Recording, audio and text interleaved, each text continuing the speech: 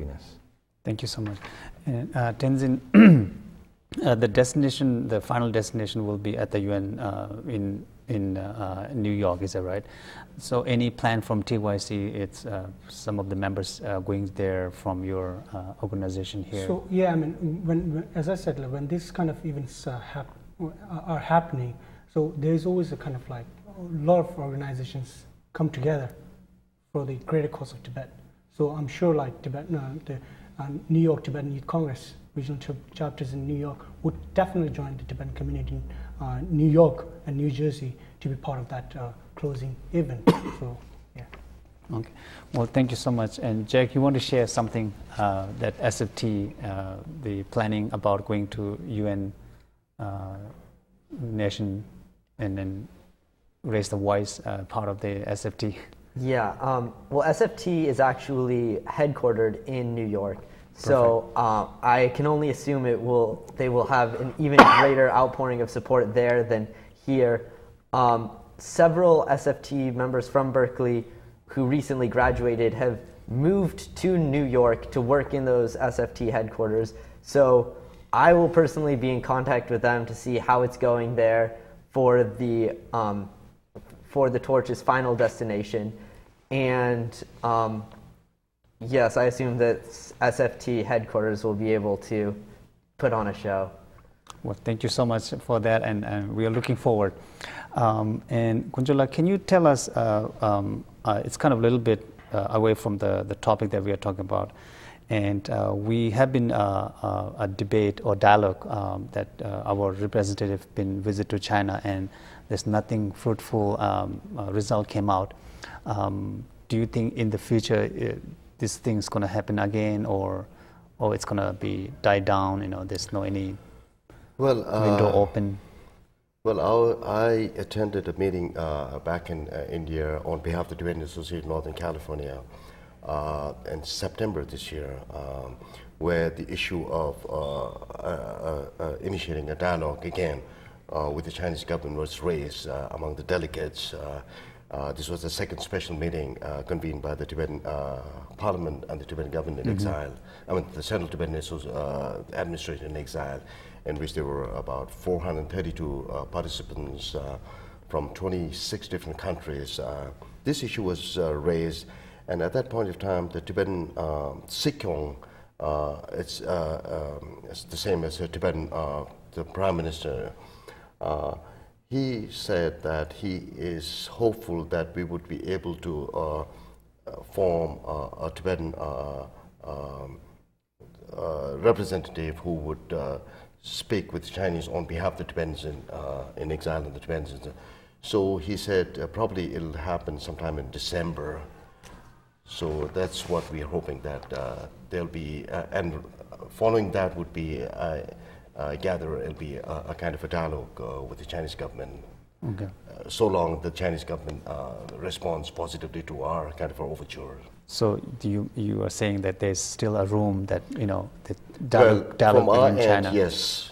As long as the Chinese government responds positively, yes, there's a room for dialogue and for reconciliation between the two. Okay, perfect. And Giovanni, you know that the Tibet Day, it's a very exciting event, and then the Bay Area Friends of Tibet had started this, and this year it's going to be in Berkeley with the Tibetan Association. So tell us something about Tibet Day, which can be a good learning experience for people who want to know about Tibet and then supports.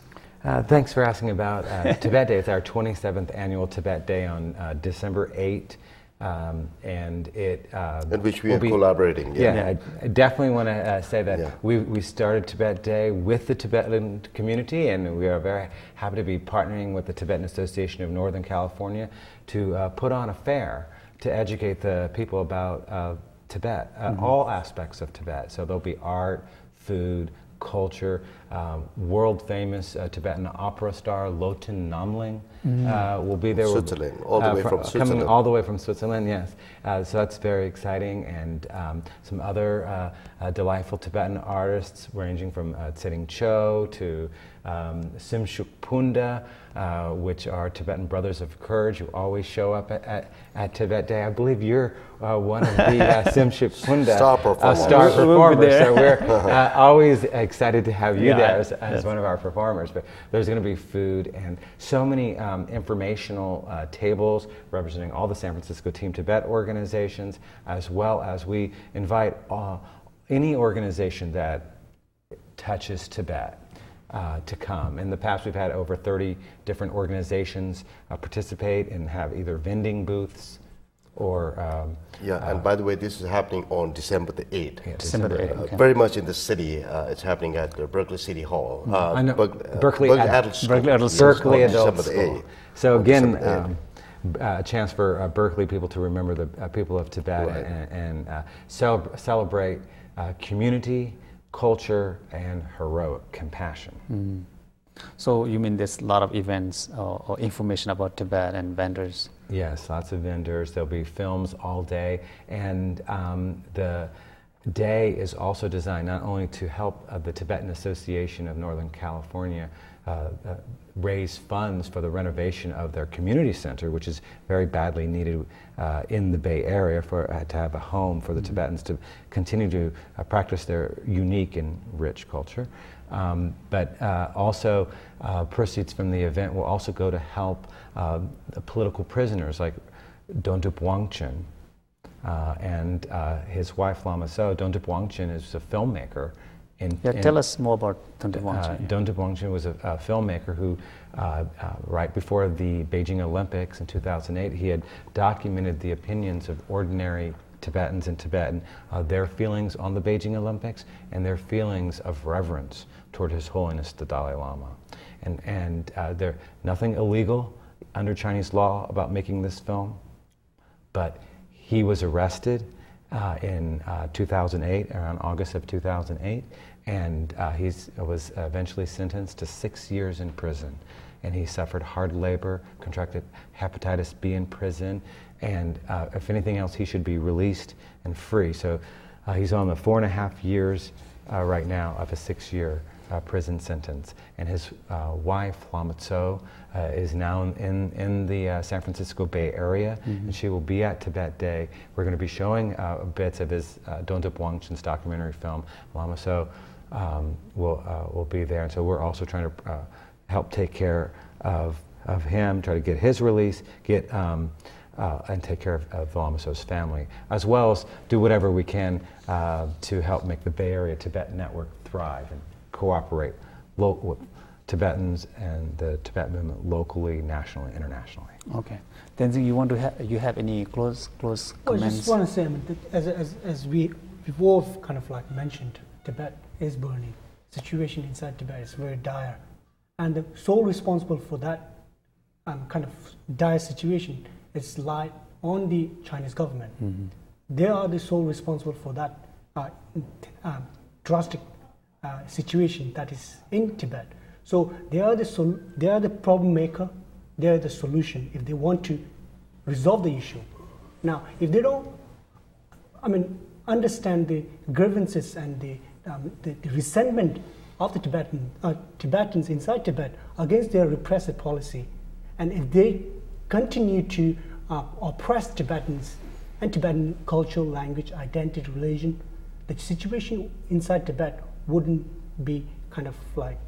resolve unless there is a firm commitment from the Chinese government to resolve the issue. So we urge Chinese government, Chinese leaders to kind of like heed the grievances of Tibetans inside Tibet and try to resolve the issue of Tibet. And then also to the United Nations, it is their responsibility, their special responsibility to kind of to live up to the aspiration of Tibet inside Tibet. And also, as demands stated, to send the independent international fact-finding to understand the real situation in Tibet. Okay, thank you so much. So we are closing this talking about the Flame of Truth, and thank you so much for sharing to our community here in Berkeley and people who are watching on live TV. I hope you got a lot of message from these folks here about the Flame of Truth. And hopefully, if you're around San Francisco, please join us. And thank you so much for coming in. And we're going to have more talks about Tibet and Tibetan in the next month. Thank you so much.